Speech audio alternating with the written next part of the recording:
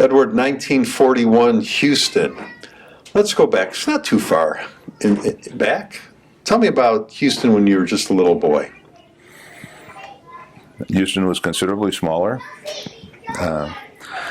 Where my mother was born in Houston, it is now downtown Houston. It was suburban in 1910.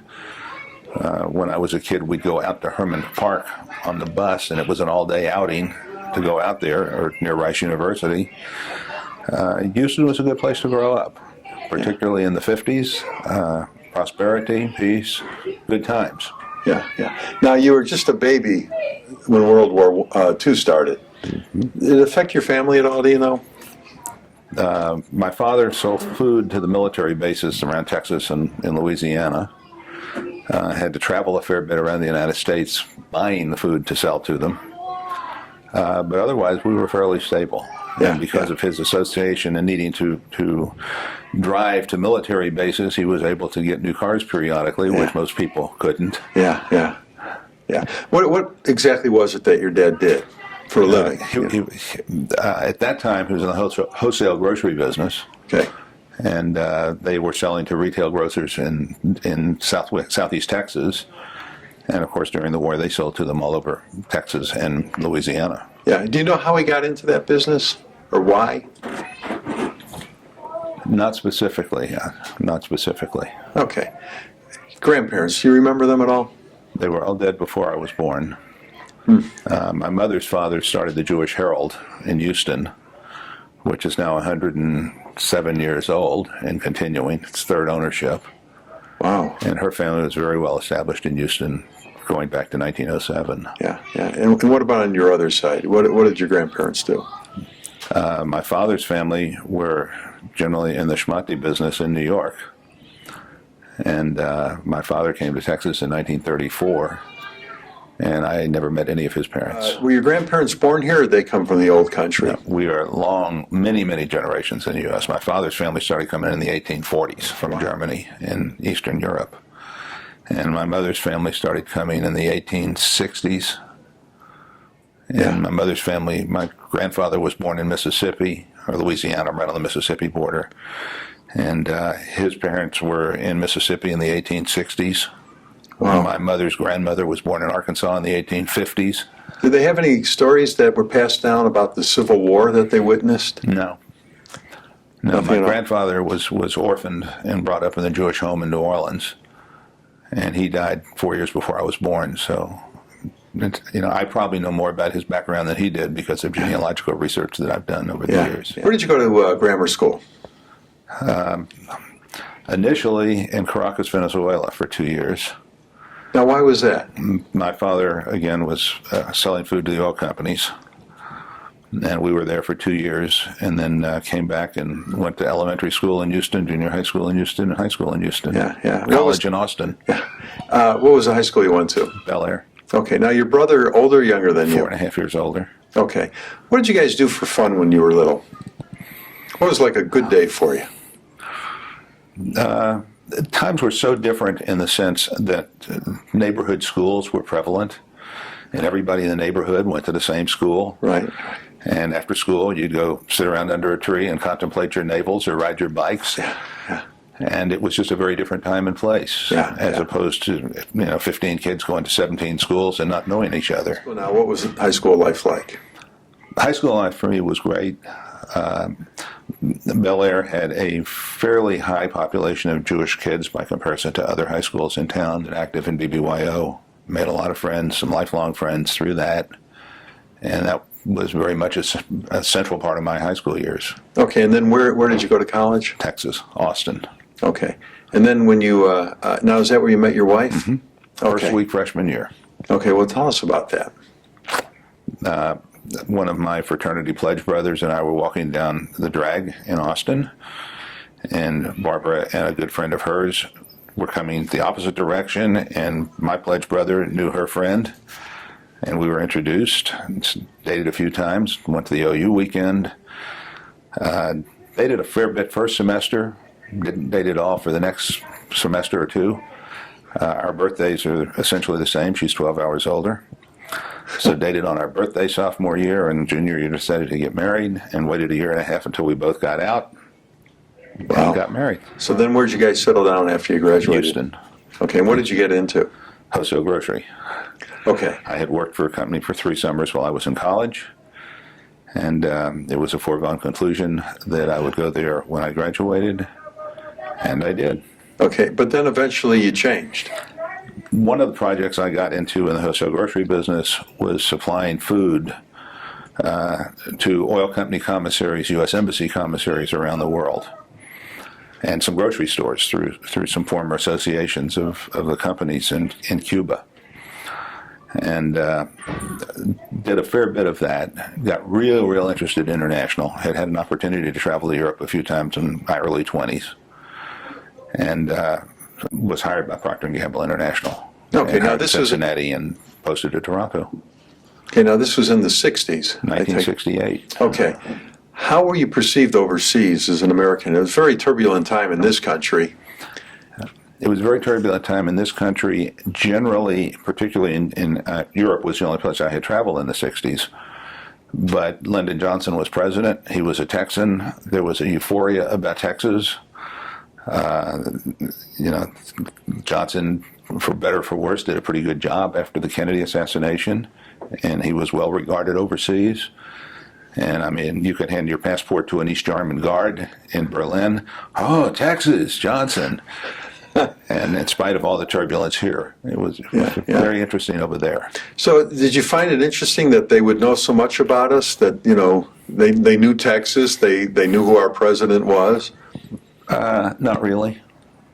I guess because the United States has been so influential in so much of the world for so long, especially we're talking then 15 years after the end of the war. Yeah. Now, your work with Procter & Gamble, it's taken you many places. Where are some of the places you guys lived and settled down? Was hired by Procter in Cincinnati in April or May of '68, and they asked me to move to Toronto. So we moved from Houston to Toronto in June of '68, and did basic marketing training through the P&G system. And part of that training is every marketing person at Procter goes out for his period of sales training. And I was sent out to Lethbridge, Alberta, which is about 130 miles southeast of Calgary and 200 miles northwest of Great Falls, Montana, in the middle of nowhere, and worked a sales section from the Saskatchewan border to the interior of British Columbia, and from the U.S. border to Lake Louise, Alberta. What did Barbara think of Canada? We both love it. We have very good friends there. After sales training, we went back to Toronto for another year. And then in January '69, the U.S. Supreme Court ordered Procter & Gamble to divest himself of the Clorox company. And within 6 months or so, I had an invitation to join Clorox. And going to San Francisco area would be an interesting experience. So we took the opportunity and moved to San Francisco. Now, where were your kids born? My older son was born in Houston. He made the full trip. My younger son was born in Walnut Creek, California, which is outside San Francisco. Wow. And then after I had been at Clorox for about a year, less than a year, I guess, the CEO called me in and says, "You're the kid with Canadian Procter experience, and we're doing a lot of things in Canada, and we need your help in doing it." So I was asked to start a Canadian company for Clorox. But we were then transferred to Boston to do that, because they had a fledgling subsidiary in Boston, and the CEO had a home on Nantucket, and it allowed him the opportunity to be in Boston on Mondays or Fridays for meetings.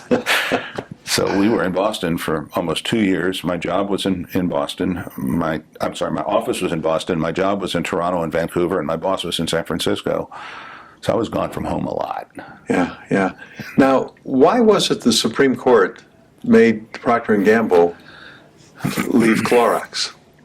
The attitude, they were sued by the Purex Corporation, and the feeling was that with P&G's marketing clout and distribution clout, that the combination would render Purex unable to compete.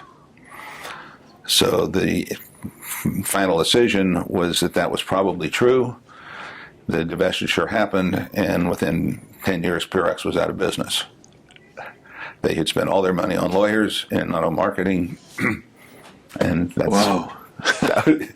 Very interesting. Yeah, yeah. What brought you back to Texas? We had been back to Toronto, where I was running the Clorox Company of Canada. And in 1975, Clorox had bought a company in Western Canada, and they decided they wanted to move the corporate offices to Vancouver. And they wanted me to go for 6 months and train a replacement. And I said, gee, I'll be glad to move back to the Bay Area and commute for 6 months, but we're not moving twice again in the next 6 months. We've moved too much. And it came to a parting, and we had made up our minds that we wanted to come back to Texas.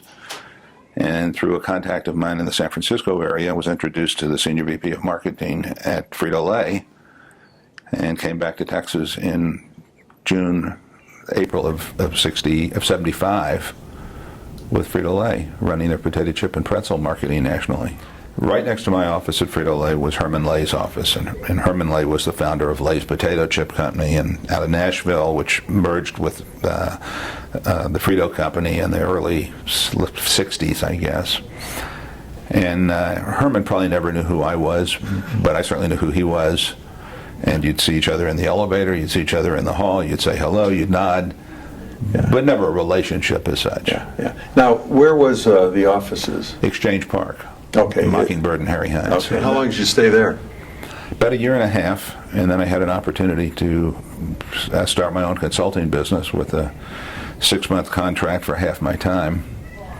So in July 1st, 1976, I started a company called the Dallas Marketing Group, which is still operating. I had it for 30 years and sold it to an associate of mine 9 years ago, and retired 2 years ago, and he's still doing very well with it. Happiest time in your life? Many, hard to isolate one. Yeah.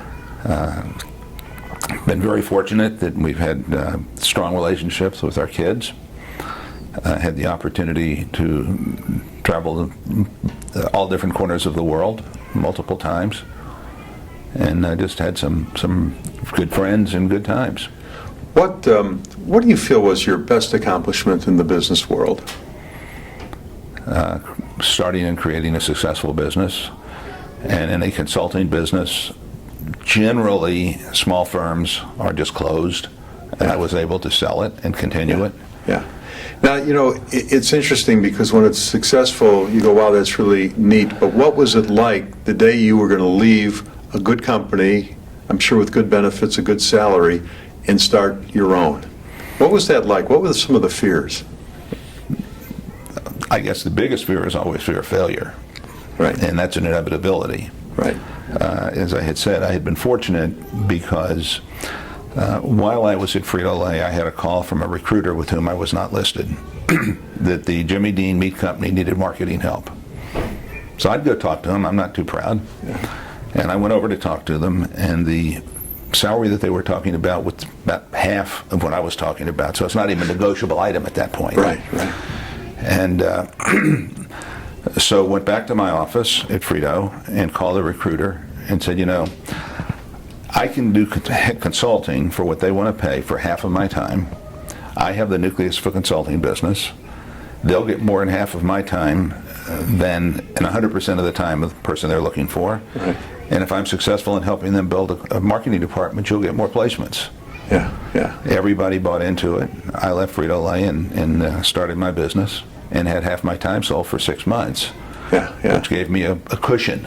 In your lifetime, you've lived through so many momentous occasions. The Vietnam War era, President Kennedy assassination, something good, the moon landing for the first time in '69, tragedy of 9/11. Was there something on the national scene that just stood out, and you know exactly where you were when it happened and really had an effect on you? It's interesting you should ask, because I have a note on my computer. There are about 5 different things that I want to write up and leave for my granddaughter. My own personal recollections of things that will be significant in history. And obviously that is November 22nd, 1963 is just permanently etched that whole weekend.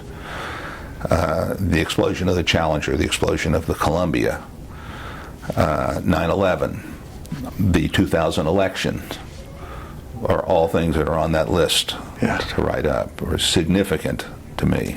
You and Barbara have the 2 sons and 1 grandchild. What advice would you want to leave to the next generation? Our kids are old enough that we quit trying to give them advice a long time ago.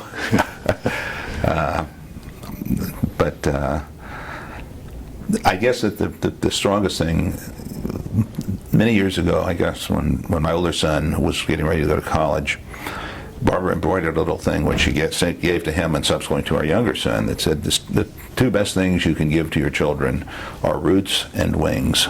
Yeah, yeah. Unfortunately, both of ours live far away. Yeah, yeah. But they have wings. Do you and Barbara have any involvement with the Jewish community? Strongly. Okay, tell us about it. Barbara has been involved in, well, we were married at Temple Emmanuel.